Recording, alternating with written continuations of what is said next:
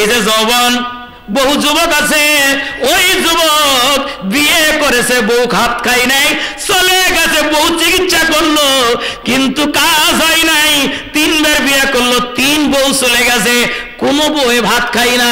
এমন যুবক আমাদের সমাজে আছে না নাই? আপনাকে আল্লাহ ওইরকম তো বানাই নাই। আপনাকে এমন জীবন যৌবন দিলেন যার স্বাদ আছে, যার এনজয় আছে, যার উপভোগ আছে। ওই জীবন যৌবনটা আপনি বৈধ পথে ব্যয় করেছেন না অবৈধ পথে ব্যয় করেছেন? আল্লাহ প্রশ্ন করবেন, জবাব না দেওয়া পর্যন্ত এক ধাপ সামনে আগাইতে দেওয়া হবে। জোরে কর না। প্রিয় ভাই আমার, কয়টা গেল? 5টা। প্রশ্ন না উত্তর না দেওয়া পর্যন্ত সামনে আগাইতে দেওয়া হবে না। আল্লাহ রাব্বুল আলামিন আমাদেরকে যেন তৌফিক দান করেন উত্তর দেওয়ার। জোরে কোন আমিন, আরো জোরে বলেন আমিন। আমরা কিয়ামতের ময়দানে দাঁড়াবো যখন, হিসাব নিকাশ শুরু হয় নাই, আল্লাহ আমাদেরকে বাছাই করবেন 7 শ্রেণীকে। জোরে কোন কয় শ্রেণী? 10:30। 7 শ্রেণী। 7 শ্রেণীকে আল্লাহ বাছাই করবেন। বাছাই করে আল্লাহ পাক স্পেশাল চেয়ারে জায়গা দান করবেন, আরশে আজিমের চেয়ার নিচে জায়গা দান করবেন। আর যাদেরকে ওই জায়গায় স্থান দেওয়া হবে ওই লোকগুলো জান্নাতি। সুবহানাল্লাহ বলবেন না? বলেন আলহামদুলিল্লাহ। আল্লাহ যেন আমাদেরকে ওই জায়গায় নেন। আমরা কি যাইতে চাই না? কি যাইতে চাই না? কারা কারা যাইতে চাই না হাত ছাড়েন। সবাই চায়, আলহামদুলিল্লাহ। চান তো বটে, কিন্তু চাইলেই কি পাওয়া যাবে? এই কথা বলেন না কেন? চাইলেই পাওয়া যাবে, কিসে পাওয়া যাবে? ওই 7টা পয়েন্ট এখন আমার আলোচ্য বিষয়। عن أبي هريرة رضي الله تعالى عنه قال قال رسول الله صلى الله عليه وسلم 7 يجلهم الله في جله يوم لا جل إلا جله إمام عادل شاب نشأ في عبادة الله رجل قلبه معلق بالمسجد إذا خرج منه حتى يعود إليه رجلان تحبا بالله اجتمعنا عليه وتفرقا عليه رجل إذا ذكر الله خاليا فاغاظت عينه رجل دعته امرأة ذات حساب وجمال فقال إني أخاف الله رجل إذا تصدق بصدقة فأخفاها حتى لا تعلم شماله ما تنفق يمينه ডানা তুচু করে কোন আল্লাহু আকবার, জোরে কোন আল্লাহু আকবার। 1 নম্বর ইমামুন আদিল। আল্লাহর নবী বললেন যাদেরকে আল্লাহ বাছাই করবেন, টান দিয়ে নেবেন, কোটি কোটি মানুষ সেদিন আল্লাহর সামনে দাঁড়াবে। সব মানুষগুলো দাঁড়াবে, আপনি আমি সবাই, আওয়ামী লীগ, বিএনপি, জামাত, জাতীয় পার্টি, তবলিগ জামাত, পীর কেবলা, 8 রশি 16 রশি মারিফত, একটাও বাদ যাবে না। সবগুলো ওই সময় দাঁড়াবে।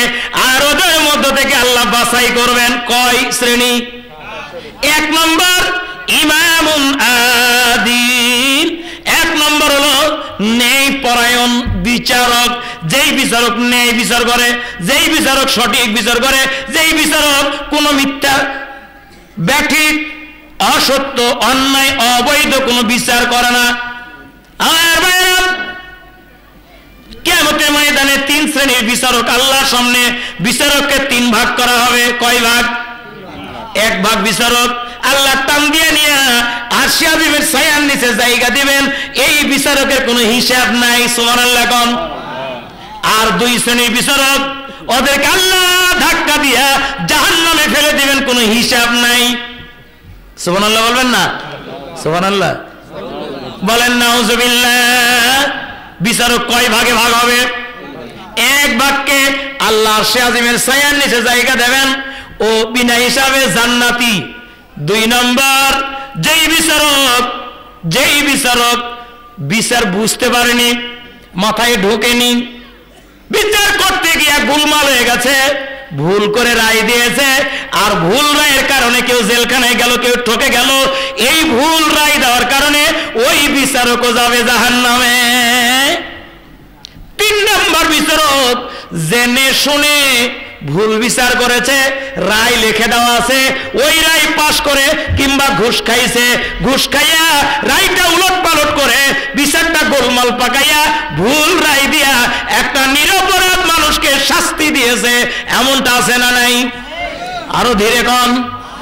বাংলাদেশে কম না বেশি? খালি বেশি না, যেই লোককে আমরা সব চাইতে উঁচু বলে মনে করি, যার চাইতে বড় কোনো আইনের চেয়ারে কেউ আর নেই, এই মানুষটি বিচারের চেয়ারে বসে গোটা পৃথিবী তাকায় আছে, সবচাইতে সাংবিধানিক গুরুত্বপূর্ণ মানুষ, অথচ দেখা গেছে গোটা পৃথিবী জানতে পেরেছে, লিখে দেওয়া রিপোর্ট ও রায় দেয়। কথা বলেন না কেন? আমার ভাইরা, এমন বিচারক বিনা হিসাবে কোন জায়গায়? জোরে বলেন, আরো জোরে বলেন। হযরতে দাউদ আলাইহিস সালাম, তার কাছে এক বিচার আসলো, 4 যুবক। টাকা নিয়ে বলে, ভাই বসেন তো, সময় আছে। 4 যুবক দাউদ আলাইহিস সালামের দরবারে এসে বিচার প্রার্থনা করেছে। বলে, স্যার, দাউদ কিন্তু একজন প্রেসিডেন্ট, দাউদ নবী একজন প্রেসিডেন্ট। সুবহানাল্লাহ গণ। নবীরা কিন্তু এই পৃথিবীর জমিনে প্রেসিডেন্ট ছিলেন, নবীরা পৃথিবীর জমিনে তারা হাইকোর্টের বিচারক ছিলেন, নবীরা পৃথিবীতে রাষ্ট্র পরিচালনা করেছেন। কথাটা কি বিশ্বাস করা যায়? কথা বলেন না কেন? দাউদ আলাইহিস সালামের দরবারে 4 যুবক বিচার নিয়ে আসছে। বলে, স্যার, বলে কি? বলে, আমরা 4 জন আপনার কাছে এক কাগজে সই করে নালিশ করতেছি, ওই যে একটা মহিলা, অমুক বংশের এক মহিলা, ওই মহিলা কুকুরের সঙ্গে জেনা করে। জেনার জন্য সাক্ষী লাগে কয়জন? 4 জন সাক্ষী পাইলে বিচার করা যায়। ওরা ভালো বুদ্ধি খাটাইছে, সাক্ষী হলো 4 জন। ডাইরেক্ট এসে বলতেছে, স্যার, ওই মেয়েটা অমুক বংশের মহিলা, ও কুকুরের সঙ্গে জেনা করে, প্রায় আমরা দেখে ফেলেছি, আমরা দেখেছি, 4 জন এক জায়গায় বসে থেকে দেখেছি।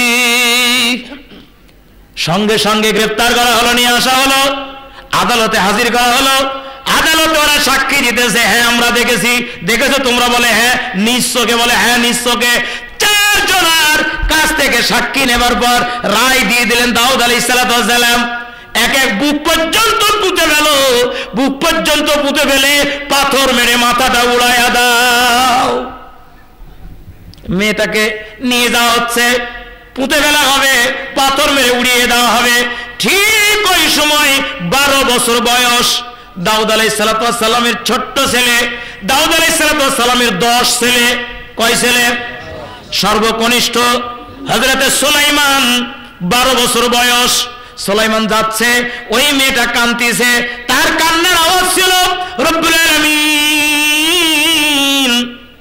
তোমার নবীর দেশে আমি বাস করি, তোমার নবী দেশের প্রেসিডেন্ট, তারই আদালতে বিচার হলো, আমি বিচারের মার পেছে এমন ভাবে পড়ে গেলাম, আমার বিরুদ্ধে এমন কেস হাজির করা হলো, আমার ব্যাপারে এমন সাক্ষী হাজির করা হলো, সাক্ষীরা এমন ভাবে সাজায়া গুছাইয়া নিয়ে এসে বলেছে, ওই বিচারকের আর কিছু বলার নাই, বিচারক সাক্ষী পাবে যাহা রায় দিবে তাহা। ঠিক কিনা? এই পৃথিবীতে এরকম আদালত বুঝি এখন নাই? কথা বলেন না কেন? কিন্তু বলা যাচ্ছে না। কে ঠিক আছে না? বলা যাচ্ছে না। না গেলে আল্লাহ বলবে কি বলবে না? কিয়ামতের ময়দানে এই বিচারককে ধরবে কি ধরবে না? আমি তো দুনিয়ার কথা বলবো না, আগেই বলেছি, আমি কিয়ামতের ময়দানে এই মানুষগুলোকে একটু স্ট্যান্ডিং অবস্থায় নিজেকে দেখাতে চাই।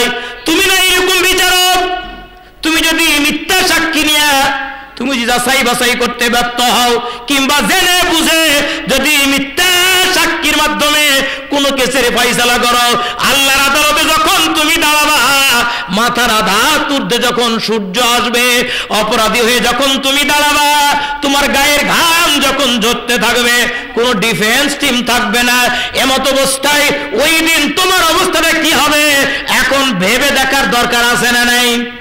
কথা বলেন না কেন?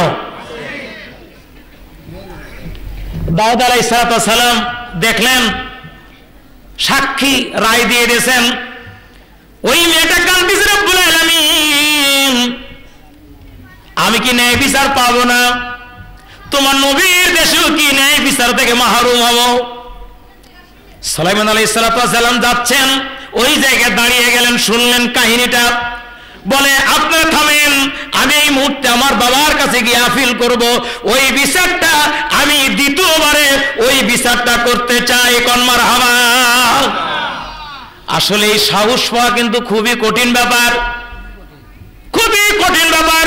বাবা প্রেসিডেন্ট বিচার করেছে, ছোট্ট বাচ্চা বাবার কাছে গিয়ে বলছে আব্বু কি হয়েছে? বলে আপনি বিচার করেছেন? বলে হ্যাঁ। তবে আপনার আদালতে আমার অনুরোধ, আপনি আমাকে দ্বিতীয়বার সুযোগ দেন, সময় দেন, বিচারটা আমি দ্বিতীয়বার করব, বিচার সানি বিচার করব। আব্বু আপনি অনুমতি দেন দয়া করে। প্রিয় ভাইয়ের আমার, নবীরা নবীকে চিনে, ঠিক না? নবীরা নবীকে চিনে, চোর চোরকে দেখলে চিনে, হুজুর হুজুরকে দেখলে চিনে, জ্ঞানী মানুষকে দেখলে চিনে, ঠিক কিনা বলেন? হযরত সুলাইমান আলাইহিস সালাম যে নবী, এইটা দাউদ আলাইহিস সালাম চিনে ফেললেন ওর ভাষার টন দেখে। বলেন সুবহানাল্লাহ। বলে বেটা তুমি বিচার করবা? বলে হ্যাঁ। ভাইয়ের আমার, ওর স্টে করে দেওয়া হলো মামলার রায়টা, স্থগিত করে দেওয়া হলো মামলার রায়টা, বাস্তবায়ন করা হলো না। হযরত দাউদ আলাইহিস সালাম বেটাকে যখন সুযোগ দিলেন, বেটা বলছে বাবা সুযোগ তো দিলেন, খালি বিচার করার হুকুম দিলে হবে না, বিচারটা আমাকে যে দায়িত্ব দিলেন আপনি লেখা পড়ে দেন। আপনি আমাকে হুকুম দিলেন, আমি বিচার করলাম, আপনার মন প্রত হলো না, আপনি বললেন যে মানবো না, তাহলে আমি কি দিয়ে ধরবো? লিখে দেন, দলিল করে দেন, দলিল ছাড়া আমি কোনো কাজ করব না। ভাইরা আমার, এই জন্য দলিল ছাড়া কোনো কাজ চলে। লিখে দেওয়া হলো, হযরত সুলাইমানকে লিখে দেওয়া হলো। এরপর বলছেন বাবা আপনি খালি লিখে দিলে চলবে না, দলিল তো আছেই।